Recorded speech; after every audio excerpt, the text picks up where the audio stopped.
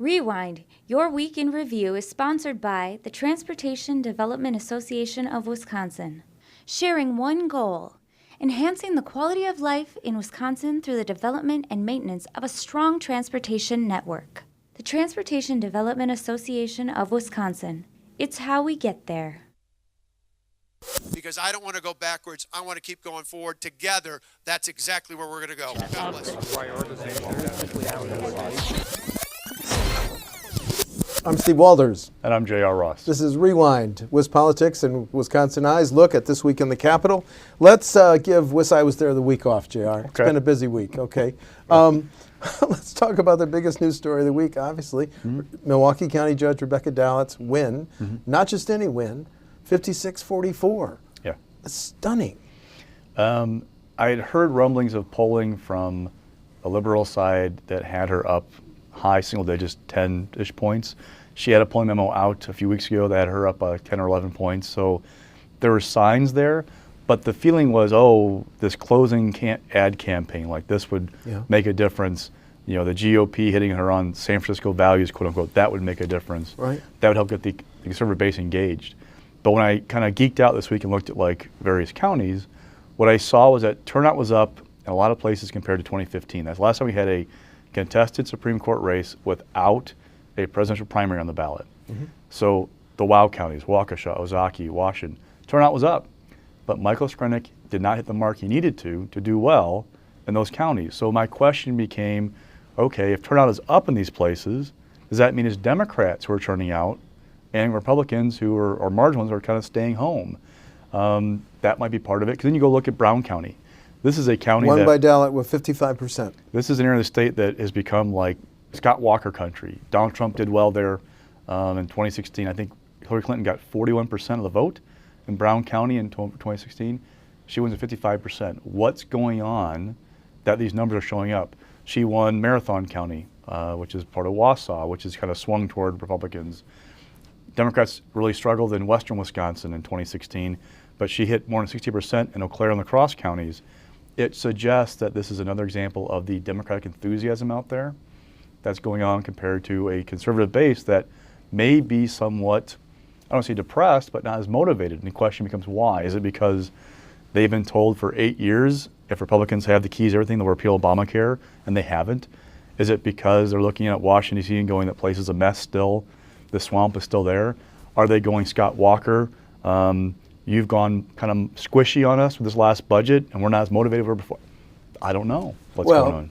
But let's talk about Dane County. 81% win for Dallet. I looked it up. You know me, I'm a fan of this 2011 Kloppenberg versus Prosser. Kloppenberg, who's from Dane County, only won it by 73%.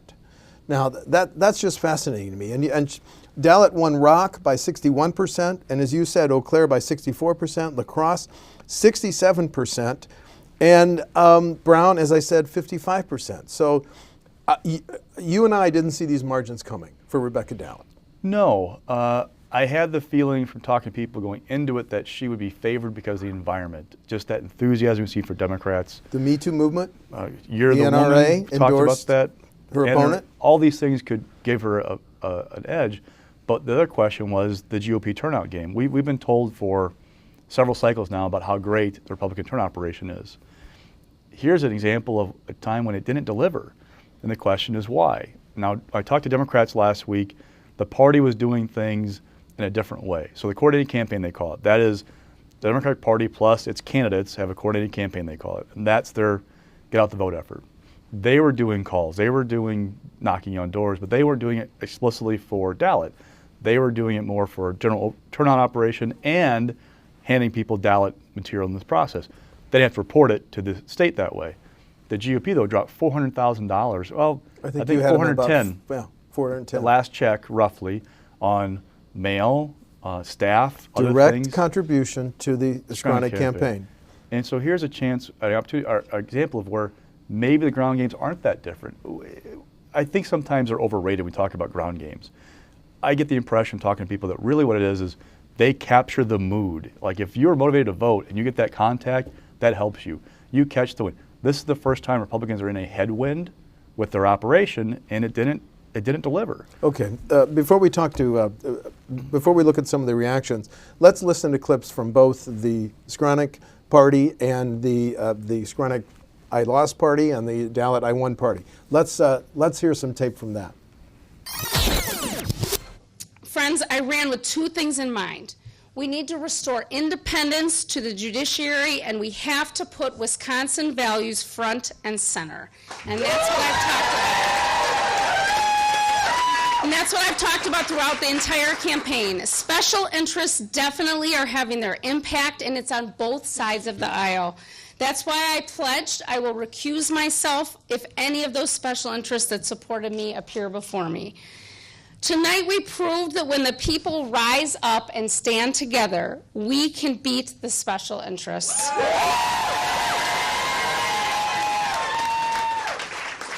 We beat the NRA.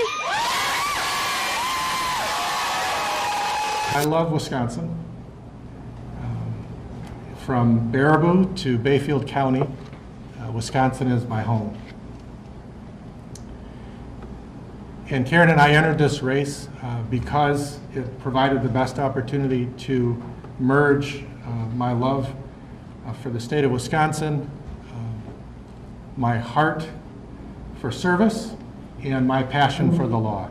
A couple of weeks ago, I was rereading my application that I submitted to Governor Walker before he appointed me to the circuit court, and I read the two lengthy briefs that I submitted as my writing samples. And when I got done reading them, I thought, man, I miss the days when I had time to spend as much time as I needed to research an issue to death. And I was really excited to have the opportunity to do that on our Supreme Court, and I will not, at least not anytime soon. JR, as we heard Mr. Skronik, Judge Skronik talk, he said, you know, I really had this studious idea that the law, committed to not being an activist. Was he charismatically challenged? It's interesting. The feedback I got this week, in every race I've covered, on Monday, the candidate is a great person who's going to be a great whatever. On Wednesday, when he or she loses, they're horrible.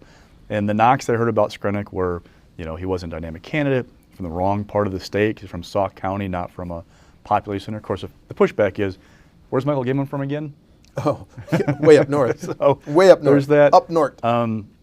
That the campaign ads from the outside groups were late for him. I mean, there was just a series of things.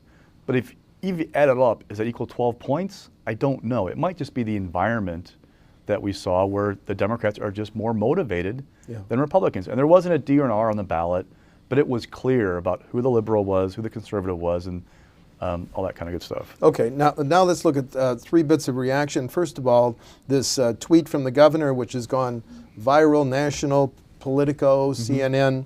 We are at risk of a blue wave in Wisconsin. The far left is driven by anger and hatred. We must counter it with optimism and organization. Let's share our positive story with voters and win in November. That's the governor, the Democratic State Chair, Martha Lanning. Tonight is a huge loss for Governor Scott Walker, more so even than Judge Michael Skronik, as Walker's endorsement, philosophy, and politics were on the ballot. One more opinion. I asked Mr. Franklin, Charles Franklin, pollster. It's a long time to November, and turnout then will be more than double that of the court race. But Dallet's performance in usually Republican areas is a warning signal, as the governor has tweeted. Any other bits of reaction that you saw that is notable? Talking to people, you can't do a cause and effect of this happened in April, therefore this will happen in November. No, you can't. We saw, for example, Michael Gableman, conservative challenger who knocked off a city incumbent in April of 2008, and Barack Obama led the biggest Democratic wave I've seen in Wisconsin that fall. But that's a good example. But it is another talking point of a blue wave. You have the 10th Senate District. Dem enthusiasm was up. You have this. Dem enthusiasm is up. You have 2 special elections in June. Yes. There'll be one more opportunity for a talking point. And at some point, perception becomes reality in politics. And if you keep having these talking points, it builds a perception, which then encourages outside groups to invest in Wisconsin. If you're a Democrat right now, you can go to a group and say, look, we have a shot against Governor Walker because of what happened on Tuesday, because of the 10th Senate District. No, by the way, watch in June, and it opens up pocketbooks. So that might be about more the impact than anything else. Let's dive a little bit deeper into those special elections. Senate District 1, you have 2 Republicans, State Representative Andre Jacques and Alex Renard, and so far only 1 Democrat, Caleb Frostman. JR, the heart of Senate District 1 is Door County. And Rebecca Dallet took Door County by 62%. So asking Democrats this week, I don't have a word-by-word breakdown to know exactly what happened in the exact footprint of the first, but roughly it looks like she won that district 52, 54%, somewhere in there. Again, these rough numbers. Now, the question becomes, in June, we're not going to hit 22% turnout in a June special election. We did statewide, yes. So who's going to turn out? Well, those who are most enthusiastic. Who's most enthusiastic right now? Democrats. Now, it's if you can sustain this for 2 more months. That's true, that's it's true. It's an if. It's also a week after school gets out for a lot of people, all kinds of caveats, but if I'm a Democrat, I feel kind of good about that. Let's stay in the 1st Senate District just a little bit. Some of these other counties that are part of it, Kooyenga, Dallet 49%.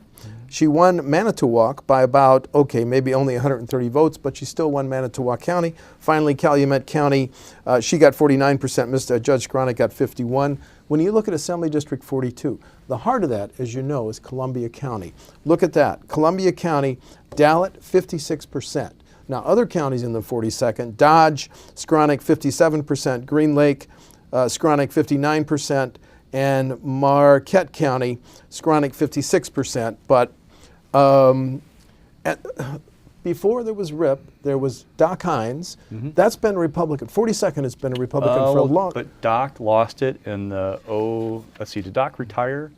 I thought he retired. Dems won it in 06, right. I believe, and they held it for a couple of terms.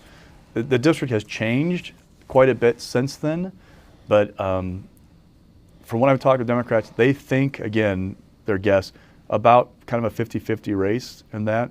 But now, if you make it a nakedly partisan, like absolute R&D, yes. How does that impact things? That's a big question for that compared to what happened on Tuesday. So Democrats still feel good. Now Republicans, they are not giving up yet, right. But you can't feel good if you're a Republican after what happened on Tuesday. Okay, and there's a long way to go in both the 1st and the 42nd. The primary elections could be the 15th. Nomination petitions don't even have to be in until April 17th. But then, as we said, the election is on June 12th. And remember, these candidates that we're talking about, they haven't been tested yet. It's not just what happened on Tuesday. It's candidate you have, it's the message you have, and the resources you have. Those are things that are kind of key. So you can't just say, well, Dallet did this, therefore, Caleb is going to win the seat. Can't do that, right. But it's going to be a boost for them. Okay, let's talk about something else that happened Tuesday. Voters, by a margin of 61% to 39, voted to keep the state treasurer. Now, it's down to a one-person job. You have an office in the basement of the Capitol. You have one function, the Board of Commissioners on Public Lands. That's the only thing you do. Why did voters keep this job? I don't know. I don't either. I've been asking people about this week, and it's interesting. Republicans passed this amendment and it's threw in the ballot and said, okay, it's done. Like, we're good to go. There was no public campaign to eliminate the office. I didn't see, other than some tweets from Governor Walker and some other Republicans or social media stuff, there wasn't any kind of public campaign about this office. I did see an $85,000 TV buy from a group looking to save the office. Save our physical watchdog. I did see a digital ad from the Greater Wisconsin Committee, that's a liberal group, their referendum arm that called this a Walker power grab. Okay. But let's use Dallet's mark 50 as the base. That's just a pure Democratic turnout, okay? Yeah. How'd they get from 56% to 61 point whatever, almost 62? That's the question I have. What happened? So I've had a couple of theories. One, that people are confused by the amendment wording on the ballot, and if you're confused, people tend to vote no. Two, I even heard the theory that people walked in there and said, okay, if I vote no, that means I want to get rid of the office. Maybe. Who knows? But the bottom line is it's sticking around. So what do you do with it now? What about the idea that when you read that, it said the duties of the office serving on the Board of Commissioners of Public Lands would go to the Lieutenant Governor, who is a big part of the Walker administration. So was that part of the pushback against another power grab by the Walker administration? That's why I'm guessing that the Dallet mark, if that's really the Dem turnout, that's a base to use in that question. But again, how do you get to 62% almost? Beyond that, something else is going on. Maybe we've got this big government tradition in Wisconsin of we like our offices. If people want to mess the Constitution, I can't give you a good answer. It's just intriguing. But let's go a little deeper on this. 995,000 votes cast for the Supreme Court race. 936,000 cast, or 59,000, only 59,000 less.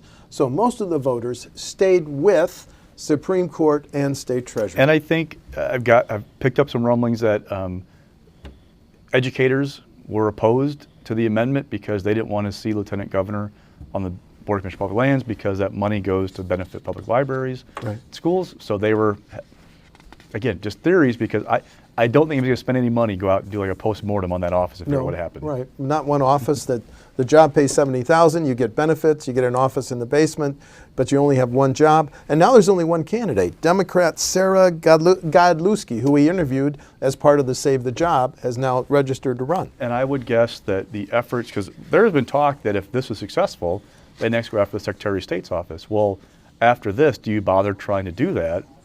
Probably not. So that may save Doug LaFollette's job. Well, he keeps getting elected, so we can't really call it his, but he's been there for a long time. Might keep that office around for a while too. Okay, let's stay away from politics and let's go into the international domestic. When you get into China trade wars, and they target ginseng, and 90% of the nation's ginseng is grown in one county, Marathon County, by about 140 farmers. And that's worth $30 million a year, according to stats from the Ginseng Board. And when you talk about soybeans, sure, you hurt Iowa, even though your ambassador is former Iowa Governor Terry Branstad, but you also hurt 2 out of 3 rows of our soybeans. If you go to our soybean website, they are exported, with China the biggest demand. So, and by the way, Wisconsin voted for President Trump in November of 2016. Don't forget, their manufacturers like Harley-Davidson worried about these things. And cranberries. Cranberries. China has vowed, I think, recently that they will answer in heavy force. The president saying this is not a trade war, we're just already losing, so we're making things even. I'm not an economist, but what's interesting is the national narrative being driven of the actions by President Trump are hurting Trump country. So places like Iowa and Wisconsin. So how is that going to help Republicans this fall if you're a soybean farmer in Iowa and you're going, what's going on? I don't feel comfortable about this. That's not going to help a GOP brand and those votes out there. Or up in Marathon, do you feel good about Republicans right now if you're a ginseng farmer or part of that industry? And by the way, Marathon County voted 59% for Mr. Trump in November of 2016. I asked our State Secretary of Agriculture, Sheila Harsdorf, and an aide to the governor about this. Let me read their statements. First of all, from the Secretary of Ag, China is Wisconsin's 3rd most valuable export market for our ag products. In 2017, Wisconsin exported nearly $300 million of ag products to China, an increase of 27% over 1 year. Finally, maintaining and expanding our export markets is key to ensuring profitability for our farmers and processors. And then 2 sentences from an aide to the governor. We are concerned about the potential impact Chinese tariffs pose for Wisconsin industries. Governor Walker is committed to working with our ag community and the president to ensure that Wisconsin industries continue to grow. But you and I have seen this drum roll from the senators in Iowa and from other members of Congress saying, hey, do you really want to get into this, Mr. Trump, because you're hurting us? It's just, it's fascinating. Is there short-term pain and long-term gain, or is it all going to be pain? That's a question. We got job numbers this morning, 103,000 jobs, I think it was. Yeah, created. They expected close to 200,000. So what's that mean? Again, I'm not an economist, but there's something going on. There's a lot of jitterness in the markets. I mean, I'm sure you watch the market like I do, and you've seen it go up and down every day with new pronouncement. It's a little bit time of uncertainty right now. So when I asked the Secretary of Ag, what do we export? She said wood, raw hides, and skins and dairy products. So Wisconsin has a lot at stake in this tariff debate. Okay, let's go to one other little incidental item. State Representative Dale Kooyenga removed a sign that called the president a serial groper, just took it down, even though on the back of the sign there was a state permit that said that sign had been processed and approved. He was sued. Now the settlement is very interesting because he says he agreed to a $30,000 settlement, reading part of his statement, to not incur the cost of a prolonged legal battle or further divert time or energy from the actual public policy priorities facing our state. And then the Democratic official, Melanie Conklin, If he actually believes in personal and physical responsibility, Kooyenga will repay Wisconsin taxpayers who should not be forced to pay $30,000 for his illegal behavior. Let's talk about Kooyenga. He's a CPA. He's a member of the Finance Committee. He's running for the state Senate, and he's a very well-regarded officer in the Guard. So will this hurt him, do you think, running for the state Senate? Well, it's a Republican seat, but there's a rule in politics: when you're in a hole, stop digging. And if you saw his comments that, his military intelligence background led him to seize his sign, which is kind of confusing. It is. Little eye rolling from some people I talked to this week. So it could be an issue. The issue, though, for Democrats is this seat is a pretty Republican seat. It's like, mid-50s, I think. But it's also a seat that touches the western suburbs of Milwaukee. It kind of goes sideways into Waukesha County.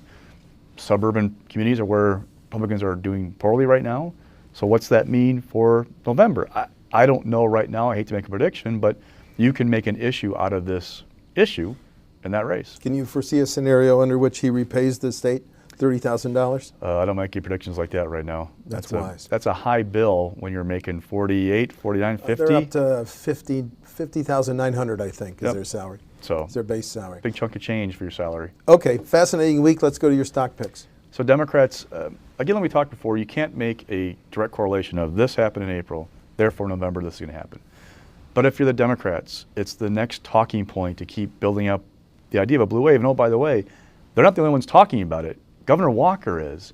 He rang this alarm bell Tuesday night about the possibility of a blue wave. He is, to some critics, panicking right now, trying to get the base motivated. And what's interesting is after the Senate district race in the 10th district, Walker talked about a wake-up call. Wake-up call. But people didn't respond to him after that. Now he's talking about a blue wave possibly coming and all these reforms being at risk. What is going on? What will get the base motivated for him now? And talking to some Republicans this week, they say, look, once Walker's actually on the ballot, that'll be a whole different dynamic. Oh, by the way, these Democrats don't have a strong candidate right now. That's going to matter. Talks to Democrats, they're looking at the results going, I don't know about that. Maybe whoever gets through can just ride this wave and be a threat to Walker, even with the disparity we're going to see. Right. Like I said before, it's going to open up wallets to generate more money. And Democrats have been on this losing streak in contested elections for a while in Wisconsin. Other than the 2012 presidential race and the U.S. Senate race, they've been losing. So when you lose, the narrative becomes, oh, your ground game has suffered. You guys have lost. You've fallen behind Republicans. They can now say, hey, no, actually, we turned out people on Tuesday. And again, I think some of this may be overstated, the impacts that they have. It may be more they catch the wave than they generate the wave. Yeah. But it's a way to make an argument of you guys are doing better than they are. So it's good for them. So if Dems are rising, who's mixed?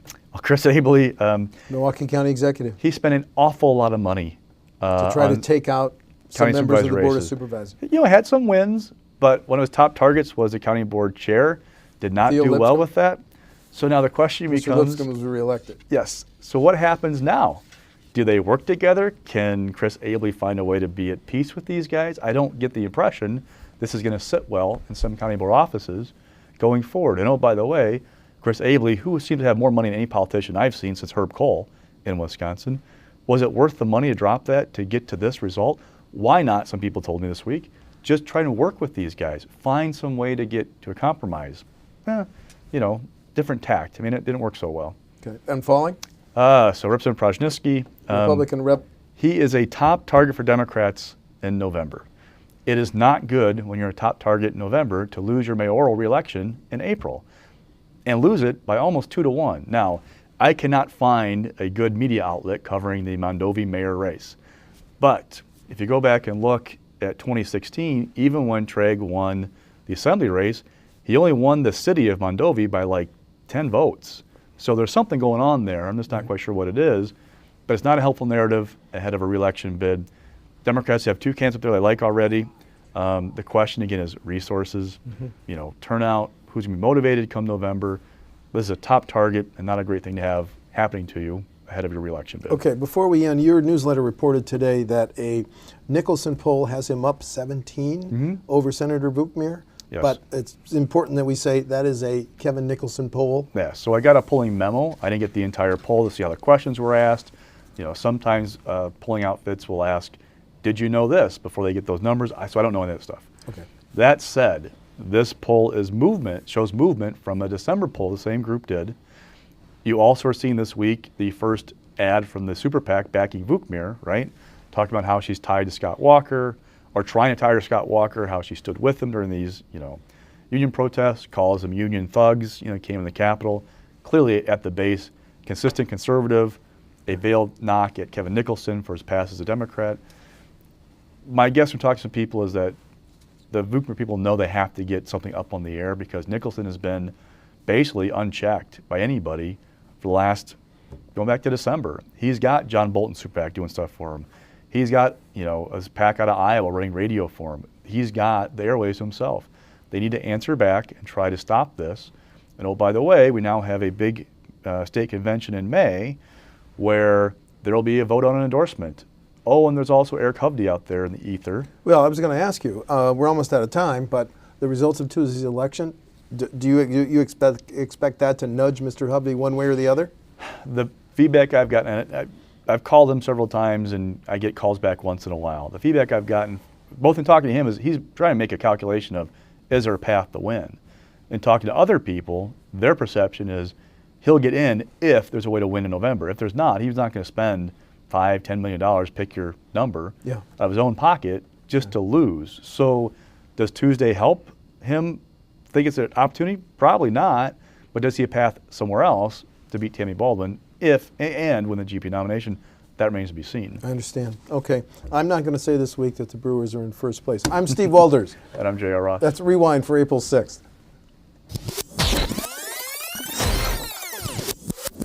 Rewind, your week in review, is sponsored by the Transportation Development Association of Wisconsin. Sharing one goal, enhancing the quality of life in Wisconsin through the development and maintenance of a strong transportation network. The Transportation Development Association of Wisconsin. It's how we get there.